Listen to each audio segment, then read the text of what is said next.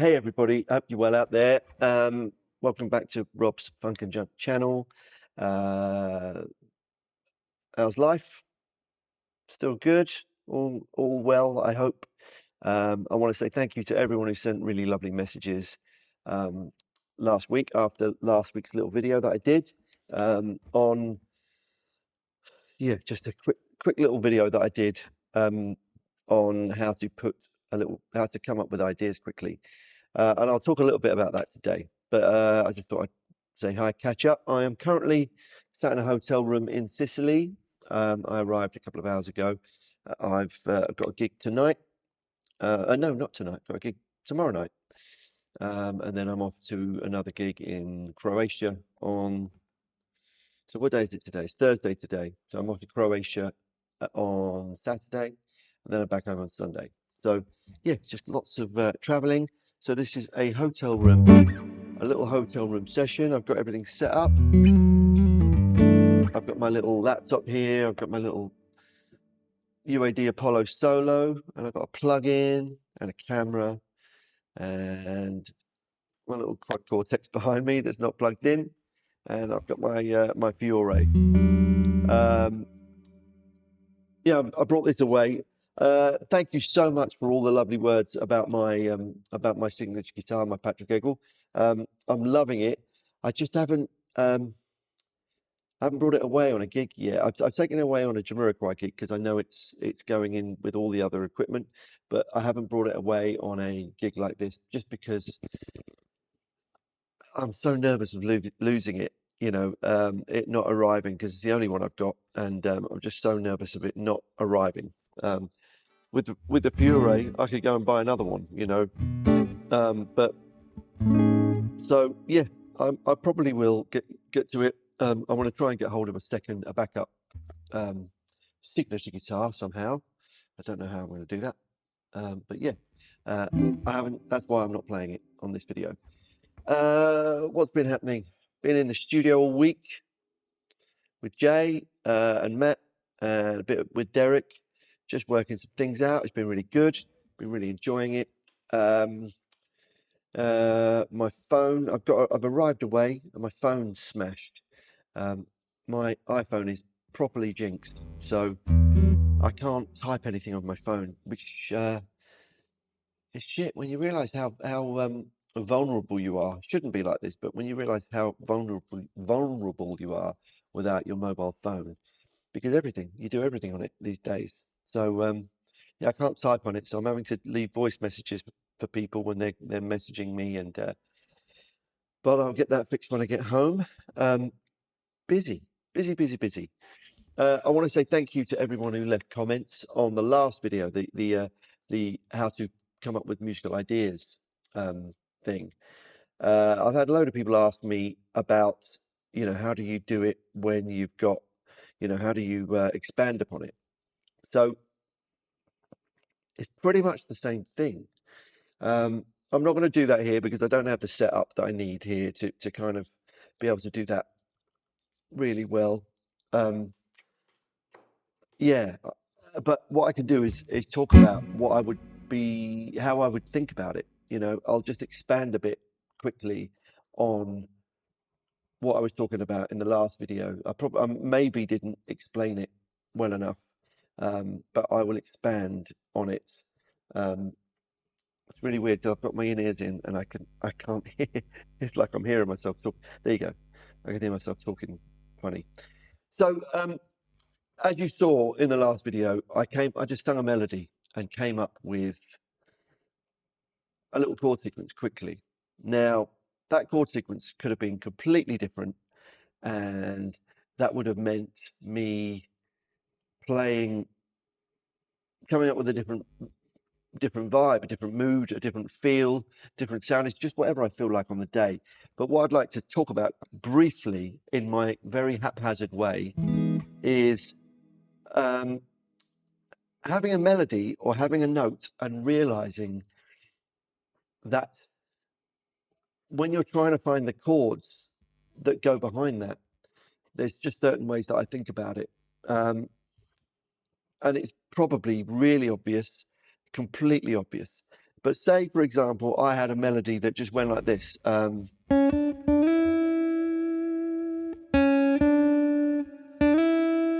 Okay, so I'm playing a, what am I playing? A C sharp, a D to an E on my B string. And if I was to hear that and that melody was that the first two notes were the lead in, so 1, 2, 3, 1. So the E is landing on a downbeat. 1, 2, 3, 2, 3, 4. Now, I've said it like that, so we know that's the note we need to find a chord for, right? So I immediately think of that note and I think of all of the chord checks. It's really as simple as this. I think all of the chord checks I know that have that note in it, right? An E, right? So I'm going to use it there. I'm going to use it playing at the 5th fret, currently the 5th fret of the B string. So that note is the 3rd of C, right? Now I'm going to make it I'm going to go to C sharp minor or D flat minor. That's the flattened 3rd of D flat minor.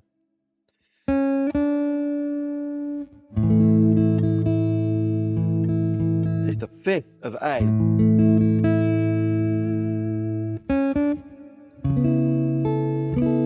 It's the flattened 3rd of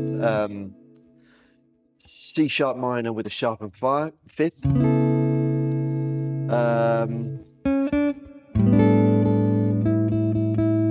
If I played there, it's the 5th of A9. It's the 4th of a like a B11 chord. I'm going to go to A minor. It's the 5th of A minor, or it's the 5th of A minor 7, or it's the 5th of A minor 9.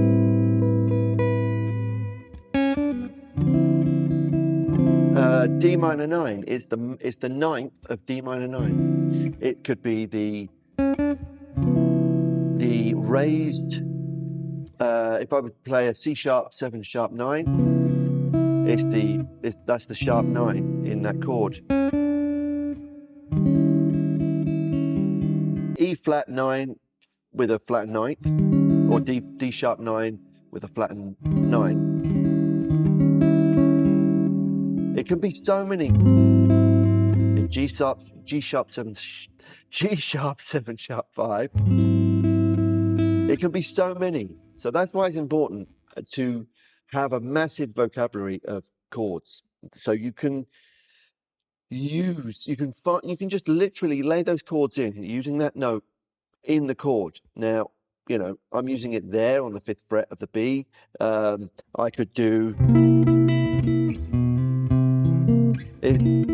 it's the 3rd of C7. So that's kind of, I don't know if that's made any sense. I probably haven't explained it in a very clear way.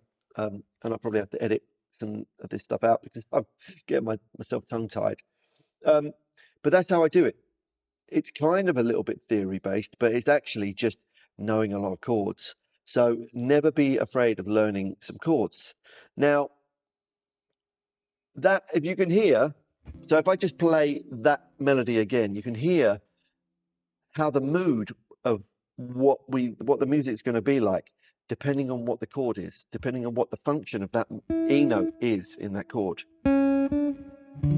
So D minor 9, right? It's quite a mellow sound. C major 7. G sharp 7 sharp 5. It sounds completely different. B minor 7 flat 5.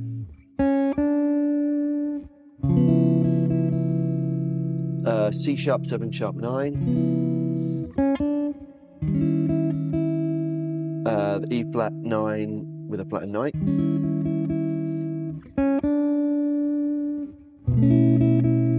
G11, F sharp minor 7. Okay, that's what I do when I'm writing with someone. I'm looking for those chords that melody note will fit in, and of course, the more you move around on that, that's going to shape where you're headed. And when I'm writing with someone, that's I'm literally throwing chords at them to, and you'll see which ones they like, and then you piece it together into a little what the chord sequence becomes depends on what the next melody notes are, right? But that's a really good exercise, is try and find a three note little melody like that, and then just try figure out which note you want to land on. So there, I made it very simple. 1, 2, 3, 2, 3, 4. 1, 2, 3. You can really shape the mood of something by what the chords are. Okay, so that's a little exercise that I like to do. I don't know if that makes any sense. I hope it does. I probably have explained it in quite a strange way, but I've had very little sleep, and I'm in a baking hot room. But if you've got any questions, drop me a line, and I will, when I get to it, when I finally get to it, I'll you might have noticed with me, I find it very hard to, sometimes I can do a video and it feels really natural. Like the last one, it was really fun to do. But when I think to myself, I'm really going to do this video now, sometimes it just doesn't come out how I want it to come out. I know what I want to do, but it just, with the way I explain it sometimes doesn't perhaps make sense. But lots of people have been asking me whether I can expand upon that to carry on, and I probably can. And maybe I'll get to it soon, but I just thought I'd post something up. I did have an email the other day actually with loads of questions, so I want to see if I can answer some questions. It was someone spent. So this is from Matt C. I had a question from Matt C. Hi Matt, how you doing? Just a quick question to say how much I appreciate your videos. Well done on getting to 100 videos. Please keep them coming. I had a couple of questions for you. They sprang about you talking working on the new Jamiroquai album. This, I think, is the 9th album you played on, I think, on 5 of them. I was wondering what it's like for you to have that kind of split when you play live, etc. Okay. I've joined a couple of much less successful bands over the years where they had a lot of pre-existing material and found that I never had quite the same attachment you have as a musician than when you were in the writing and recording process and it's your part. Are there any songs from the first 4 albums that you particularly wish you were there to record? So with regards to that, I treat them. I play so much music by other people that I don't really have that attachment when it's one of my own songs. I know that's weird. A song is a song is a song, and the performance is a performance. So maybe I should. I don't know, but I definitely don't feel that on songs that I've written with Jamiroquai when we're playing them. I don't prefer them over some of the songs that I didn't write. So I love playing Canned Heat. I didn't play on Canned Heat, and I love playing things like Butterfly, and there's so many. I like playing all of them. But so I don't really have a preference. I just try and give something of myself to all of them, even if it means playing the parts exactly like the record, or expanding upon them, because quite often in that band in Jamiroquai we expand on the arrangements quite a bit, and each of us has a bit of freedom to do things with with the parts. So there's that. Are there any songs from the first 4 albums that you particularly wish you were there to record? I wish I was there on all of them, to be honest, but I wasn't. I didn't join until '99. So, while I know you're a consummate pro, thank you very much. Are there any older tunes that you enjoy playing less live versus tune you played on? No, not really. As with every tour, sometimes you get, you're playing the same. A lot of the songs are the same. We do try and throw a load of new things in, but sometimes you're playing from the same. Everyone wants to hear the hits. Cosmic Girl, Virtual, Love Philosophy, Canned Heat. Everyone wants to hear them, so you have to play them really. Little L. So yeah, you just I enjoy playing all of them. Sometimes you don't enjoy them as much, but then you'll get in front of an audience and they'll really energize you. If you can if you can feed off the audience, that's when it's most enjoyable, as when the audience is enjoying it. If you're playing to people that don't look like they're enjoying it, then that can be really tough. So there, what else we got there? When you're working on new arrangements for a tour, is it easier or harder when there's songs that you were there to write and record? No, it's just the same because uh, I always think of the recording on an album is a moment in time, right? Uh, yes, people want to hear it the same way, but that, if you'd have gone in the next day and recorded the same song, it might have sounded and ended up being completely different. So we do tend to sort of like to expand on songs quite a bit. So yeah, that's. I hope that's answered that. Uh, what else? Thanks again. Really looking forward to hearing the new album. Yeah, me too. I mean, it's I'm very excited. Uh, and then he said, P.S. If I could throw in a bonus gear question, I saw you playing the Vemurem Shanks pedal in your recent video. I'm currently debating whether it's worth the extra dollars versus the Nobles ODR1 options. How have you found it? Would you buy it again? Um, as with all these things, try them out. Try them out. You know, uh, some pedals I've had that I've sought after and I've got them, I just didn't get on with them. I love my Nobles because I've had it a long time. I know what it does. The Shanks is slightly different, but it's still equally brilliant. And I'd be happy with either one. Um, just try them out. Just try out the different pedals and see what you like. That's the only way, I think. Play with your ears and not with your eyes, as they say. Um, yeah, I think that's a good thing. Just see whether it suits your playing style. I was never you know, I was never a tube screamer person, for example. I tried many tube screamers thinking, oh, I must get into playing a tube screamer because everyone rates them and they're just not for me. I just don't like the sound of them. They're just not for me. Other people sound great, but yeah, you just play with your ears and not with your eyes, if that makes sense. Um, Anyway, I'm going to sign off because I'm absolutely baking hot and I'm going to get outside and have a nice cold drink. I might have a cold beer, actually, because I do have a day off today. Much needed because I'm absolutely pooped. But I want to thank you all for your lovely messages. Thanks for watching. I just knocked my little camera, my little microphone there. Um, Thanks for watching. Thanks for your message. See, that's me being tired. I can barely talk. Um, and I will hopefully see you soon. Don't forget to like and subscribe if you're here for the first time. Come and join me and my waffling nonsense that I talk sometimes. Um, I've got a couple of good things coming up. I did mention it last time. I'm in Athens. When am I in Athens? Hang on, I should check. I don't know.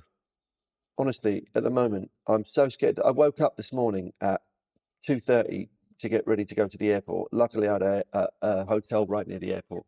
I woke up at 2:30 and I didn't have a clue where I was. I woke up like, "Ugh," and then because in our itinerary we're traveling to lots of different airports over this next couple of days. I had no idea where I was. I didn't know.